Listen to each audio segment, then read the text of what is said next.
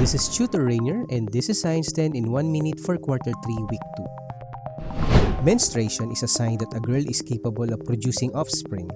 The menstrual cycle is a series of changes during which an egg matures and the uterus is prepared for a possible pregnancy.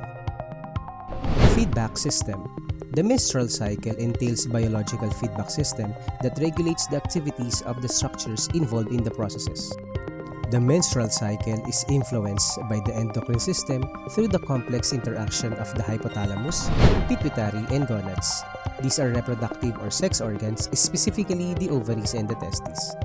The follicular phase starts on day 1 of the menstruation and ends with the ovulation, day 14. The brain anterior pituitary sends the follicle-stimulating hormones or FSH to the ovaries to signal follicles to grow and mature. These follicles produce estrogen, and estrogen acts on the uterus to stimulate the thickening of the endometrium, the uterine lining. When estrogen peaks, it signals the brain to release luteinizing hormone or LH that triggers ovulation. Ovulation occurs mid-cycle, around 2 weeks or so before menstruation starts.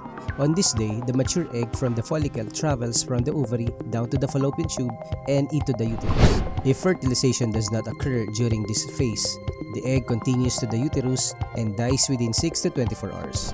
The luteal phase includes the day after the ovulation to the day before the next period. During the luteal phase, LH and FSH levels decrease.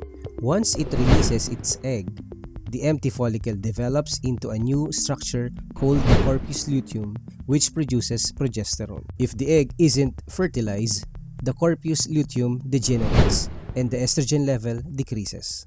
The menstrual cycle can continue in a woman for about 40 years, stopping temporarily during pregnancy and resumes after giving birth. This is Tutor Rainier, and this is Science 10 in 1 minute. See you next week.